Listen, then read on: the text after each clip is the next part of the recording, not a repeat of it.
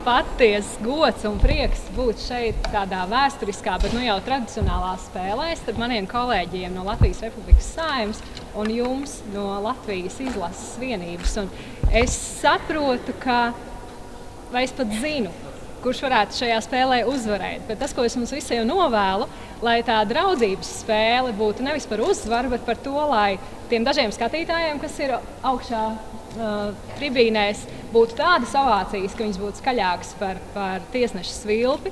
Un tāpat arī, lai šajā spēlē, neskatoties uz to, ka tā ir spēle Saeimas kungi pret jums dāmām, tik tiešām uzvarētu šīs sportiskās sacensības. Tiesnešiem arī svīst rokas?